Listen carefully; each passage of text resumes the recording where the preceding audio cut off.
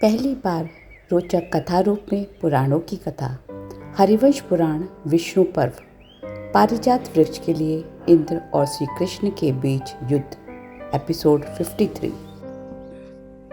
वैशंपायन जी कहते हैं जन्मेजय, तदंतर नारद मुनि ने महेंद्र भवन में जाकर उस रात में वहीं निवास किया और पूर्वोत्तर महोत्सव को भी देखा। नरेश्वर उस उत्सव का आनंद ले इंद्र के व्यवहार से संतुष्ट हो भगवान शिव पुनः अपने स्थान को चले गए। जब सब लोग विदा हो गए और देवराज इंद्र सुखपूर्वक अपने आसन पर बैठ गए, उस समय नारद मुनि उनके पास गए और बोले, अमर श्रेष्ठ, मैं इस समय भगवान विष्णु का दूत हूँ। उन्होंने कुछ कार्य से मुझे यहाँ भेजा है। मैं उनके शब्दों में ही आपको यह संदेश दे रहा हूँ। महेंद्र, मैं तुम्हारे छोटे भाई श्री कृष्ण का दर्शन करने के लिए द्वारका जा पहुंचा था। मैंने उन महातेजस्वी श्री कृष्ण के हाथ में पारिजात वृक्ष का एक फूल दिया। पारिजात के उस पुष्प को देखकर उनकी पत्नियों को बड़ा आश्चर्य हुआ। मानद, वहां मैंने उनकी पत्नियों को उस फूल के गुण भी बताए और यह भी कहा कि महात्मा कश्यप ने पारिजात की सृष्टि की है। साथ ही मैंने उन्हें यह भी बताया कि किस तरह पुण्य व्रत को पूर्ण करने के लिए अदिति ने कश्यप जी को पारिजात वृक्ष में बांध मुझे दान में दिया था और इंद्राणी ने भी मुझे इंद्र को पारिजात वृक्ष के साथ बांधकर दान में दिया था। यह सब सुनकर उनकी एक पत्नी ने, जिसका नाम सत्यभामा है और जो तुम्हारे छोटे भाई की बहुत प्रिय है, ने मन में वह दान रूप पूर्ण कार्य करने का विचार किया। सत्यभामा ने अपने पति से पारिजात वृक्ष के लिए प्रार्थना की और तुम्हारे छोटे भाई ने उसके धर्म कार्य की सिद्धि के लिए उस वृक्ष को ला देने की प्रतिज्ञा कर दी। देवेंद्र, तुम्हारे छोटे भाई ने तुम्हें प्रणाम करके कहा है, सर्वश्रेष्ठ, मैं उत्तम वृक्ष पारिजात को यहाँ लाना चाहता हूँ।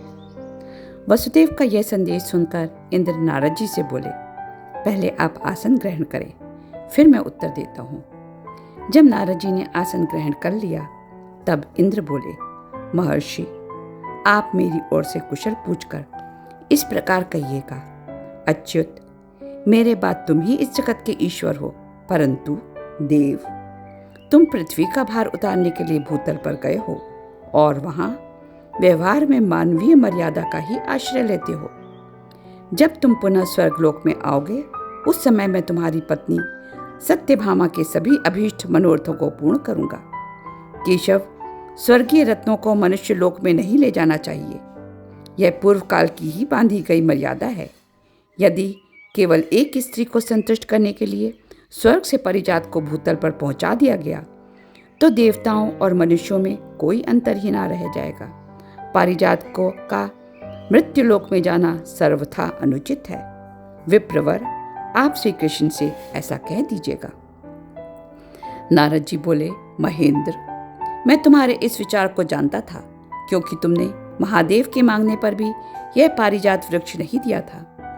मैंने कृष्ण से सब कुछ बताया था, परंतु वह बोले, मैं इंद्र का छोटा भाई हूँ, अतः उन्हें सदा ही मेरा लाड़ प्यार करना चाहिए।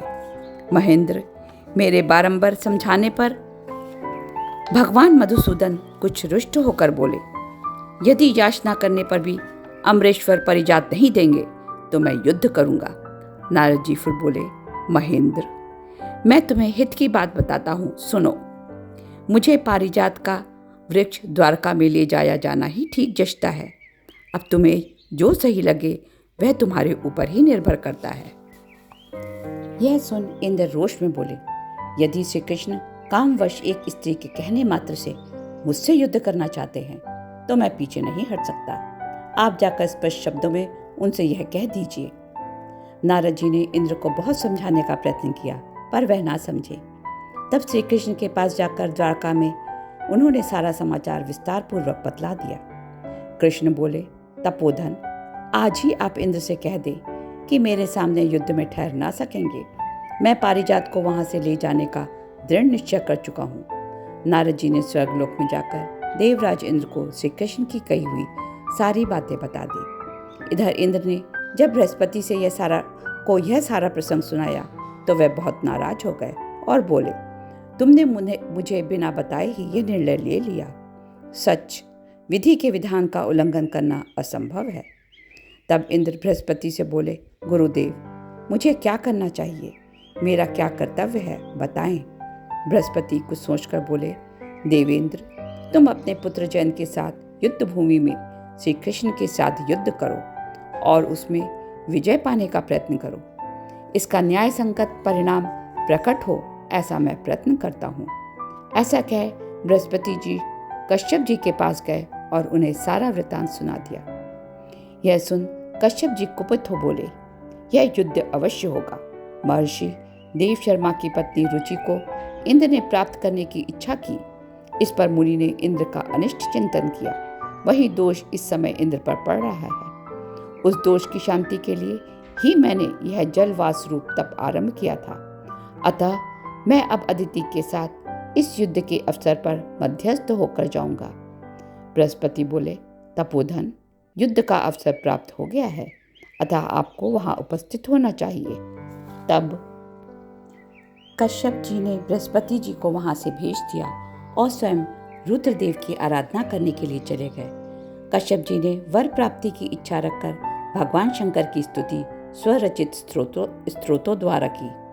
उनकी स्तुति से प्रसन्न हो भगवान ऋषभध्वज ने महर्षि कश्यप को दर्शन दिए और बोले, प्रजापति, तुम जिस कार्य से मेरी स्तुति कर रहे हो उसे मैं जानता हूँ।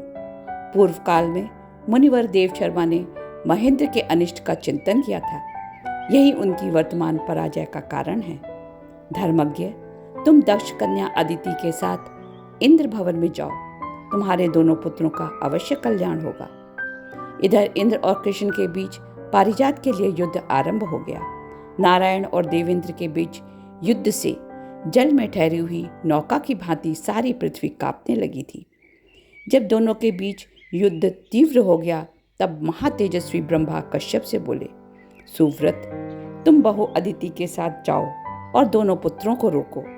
तब कश्यप अदिति के साथ रथ पर बैठकर गए और दोनों पुत्रों के निकट खड़े हो गए। अदिति सहित कश्यप को खड़ा देख दोनों महाबली वीरों ने रथों से उतर माता पिता को प्रणाम किया।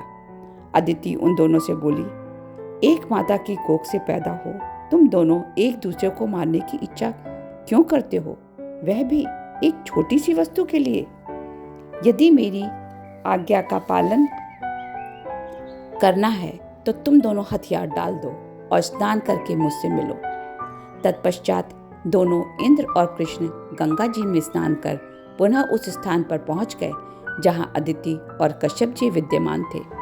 तदंतर श्री कृष्ण ने इंद्र को उस स्थान पर अपनी वाणी द्वारा अभय दान दिया।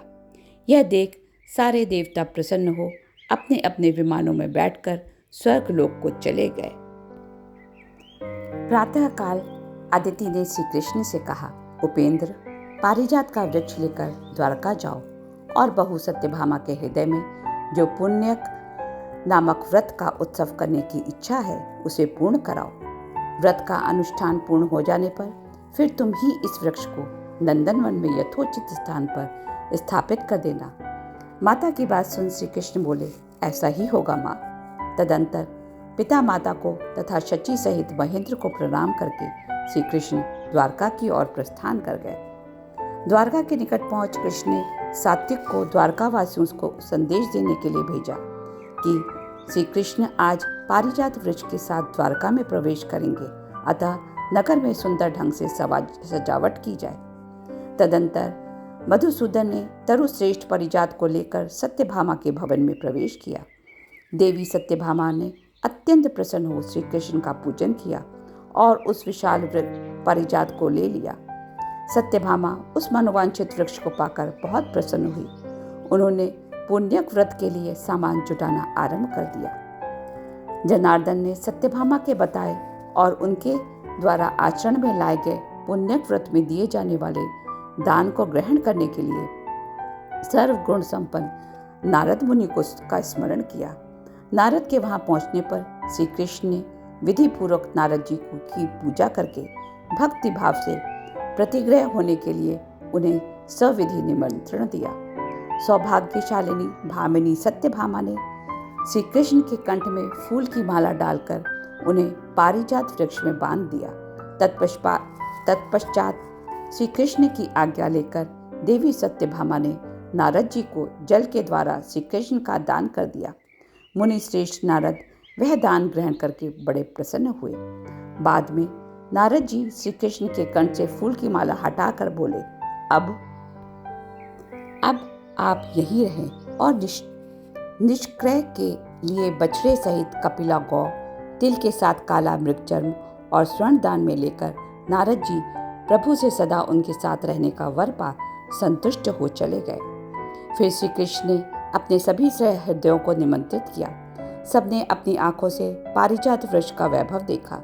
श्री हरि ने कुंती, द्रौपदी, सुभद्रा के साथ पांडवों को भी द्वारका में बुलाया।